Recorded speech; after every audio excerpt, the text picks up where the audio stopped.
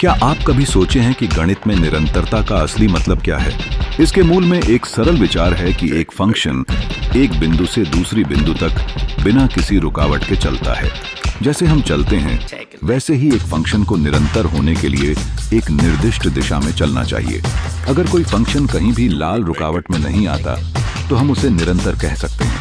विचार करें, यदि कोई फंक्शन एक निश्चित बिंदु पर अचानक बदल जाता है, तो वह डिसकंटिन्यूअस हो जाता है। इससे हमें यह समझ में आता है कि गणित में निरंतरता केवल स्थिरता नहीं, बल्कि समग्रता का भी प्रतीक है। तो चलिए, इस रोमांचक यात्रा में आगे बढ़ते हैं और गणित के इस महत्वपूर्ण पहलू को और गहराई से समझते हैं। अगर आपको यह वीडियो पसंद आए तो सब्सक्राइब करें, शेयर करें और कमेंट करें। मैं आप सभी का अपने YouTube चैनल नॉलेज पार्क में स्वागत करता हूं। आज हम क्लास 12 के एक महत्वपूर्ण क्वेश्चन पर चर्चा करेंगे, जो कि कंटिन्यूअस टॉपिक से जुड़ा हुआ है। यह विषय छात्र जीवन में एक महत्वपूर्ण स्थान रखता है और इसकी गहरी समझ आपके ज्ञान को और बढ़ा सकती है। हम सवाल को बारीकी से देखेंगे, समझेंगे कि इसमें क्या महत्वपूर्ण बिंदु हैं और कैसे हम इनका उत्तर बेहतर तरीके से तैयार कर सकते हैं। यह चर्चा न केवल आपकी परीक्षा में मदद करेगी, बल्कि आपके सोचने के तरीके को भी विस्तारित करेगी। तो चलिए, बिना किसी देरी के हम इस महत्वपूर्ण टॉपिक को समझने के लिए शुरुआत करते हैं और मिलकर सवाल के सभी पहलुओं की गहराई में जाएंगे।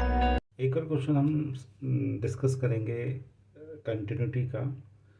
ये एनसीईआरटी का क्वेश्चन नंबर 7 है।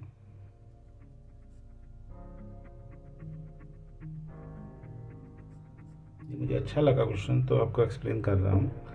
इसमें देखिए कि आपको क्वेश्चंस में गिवन है, find the all the point of discontinuity of the function F defined by this one.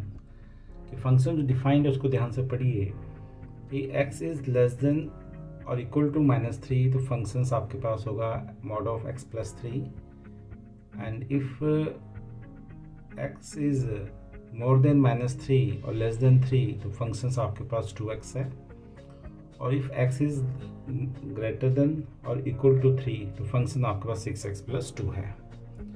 तो इन पॉइंट्स को देखने से आपको मालूम चल रहा है कि पॉइंट ऑफ इन्फ्लेक्शन जो है आपके पास 2 पॉइंट्स हैं। 2 पॉइंट्स कौन से हैं आपके पास? एक तो है आपके पास x इक्वल्स टू -3 और नेक्स्ट आपके पास है x इक्वल्स टू 3। तो हमने इन दोनों पॉइंट पे जो है कंटिन्यूटी चेक करनी है। देखिए, जब हम x इक्वल्स टू -3 पे चेक करेंगे तो सबसे पहले when x is equals to -3, तो f of x equals to आपके पास है mod of x plus 3। Just value calculate करेंगे -3, तो मॉड -3 प्लस 3, तो मॉड ऑफ -3 की वैल्यू 3 और प्लस 3 आपके पास रिजल्ट क्या आ गया? 6 आ गया। नेक्स्ट हम इसमें कैलकुलेट करते हैं राइट हैंड लिमिट, क्योंकि लेफ्ट हैंड में भी हम सेम फंक्शंस आएगा और सेम फंक्शन को कैलकुलेट करेंगे तो वैल्यूज यही आएगी। तो बट देखिए कि x इज इक्वल टू -3, तो फंक्शन आपके मॉड ऑफ x प्लस 3 है। x इज इक्वल टू -3, तो फंक्शन सेम है।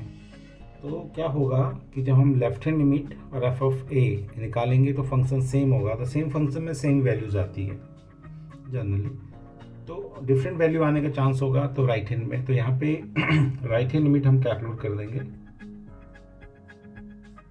तो राइट हैंड में आपके पास है limit x tends to -3 plus, यानी इसका मीनिंग है कि here x is more than -3। More than -3 में फंक्शंस आपके पास क्या गिवन है? 2x है। तो जस्ट इसे कैलकुलेट कर लीजिए। Put x equals to -3 plus h as s tends to 0, limit s tends to 0 to -3 plus h, और इसे हम कैलकुलेट कर लेते हैं। Then by taking limit h के 0 पुट कर देंगे आप, तो दिस इंटू दिस, तो -6। तो क्लियर हो गया कि since right hand limit not equals to f at a ठीक है, तो therefore f of x is discontinuous at x equals to -3। इसमें लेफ्ट हैंड लिमिट भी आप फाइंड कर सकते हैं, बट बिना उसके भी आप इसे सॉल्व कर सकते हैं, क्योंकि उसमें एक स्टेप और बढ़ जाएगा आपका। अब इसी तरह से आपके पास यहाँ पे है x इक्वल्स टू 3 है, 3 पे चेक करना है। 3 पे देखिए कि if x is less than 3 है तो फंक्शन आपके पास 2x है, और व्हेन x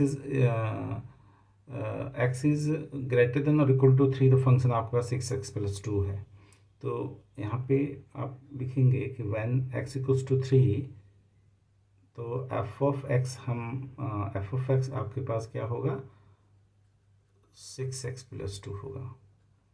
x की जगह वैल्यू पुट करेंगे 3, तो 6 इंटू 3 प्लस 2 जस्ट कैलकुलेटेड, तो इंटू 18 ये 20 वैल्यूज आ गई आपके पास।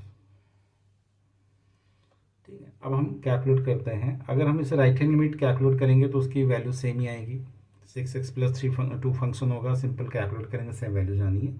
तो डिफरेंट वैल्यूज आ सकती है। x इज़ लेस देन 3 पे, तो लेस देन 3 पे आपके पास क्या है, लेफ्ट हैंड लिमिट। तो limit x tends to 3 minus, तो इसका मीनिंग है कि here x is less than 3। If x is less than 3 तो फंक्शन आपके पास गिवन है 2x, then put x equals to 3 minus h tends to 0, limit h tends to 0 to 3 minus h, limit h tends to 0 minus 6 minus 2h, then by taking limit और h की जगह हम 0 put करेंगे तो term 0, तो result आपका 6। तो क्या नज़र आया आपको कि since left hand limit not equals to f at 3, क्योंकि ये वैल्यू 20 है, ये आपका 6 दोनों वैल्यू इक्वल नहीं है, तो therefore f of x is discontinuous at x equals to 3 also। तो इस तरह के क्वेश्चंस भी आपने ट्राई करने हैं। एनसीईआरटी का क्वेश्चन है जिसमें एक से ज़्यादा टर्निंग पॉइंट गिवन होते हैं, और टाइप ऑफ डिसकंटिन्यूस में आपने ये भी देखना है कि left hand limit, right hand limit F of A में less than, more than, equal to किस तरह से यूज करना है, जैसे पहली क्लासेस में मैंने डिस्कस किया है, उसको बेस लेके चलिए। और एक क्वेश्चन में इस तरह के भी आपके पास, एक ही क्वेश्चन में 2 पॉइंट ऑफ टर्निंग पॉइंट भी आ सकते हैं, जैसे यहाँ पे दे दिया -3 और 3, तो हमें दोनों पे ही चेक करना पड़ेगा डिसकंटिन्यूटी। ठीक है, और तरीका वही है कि हमने एफ ऑफ ए फाइंड करना है, लेफ्ट हैंड लिमिट फाइंड करना है, ये दोनों आपस में इक्वल है तो राइट हैंड लिमिट भी कैलकुलेट कर लेंगे फिर, है ना। और यहाँ पे 3 पे चेक किया हमने, तो 3 पे पहले वैल्यूज़ फाइंड किए अपने, वैल्यूज़ पे और राइट हैंड पे सेम फंक्शन था तो हमने एक ही वैल्यू कैलकुलेट करी।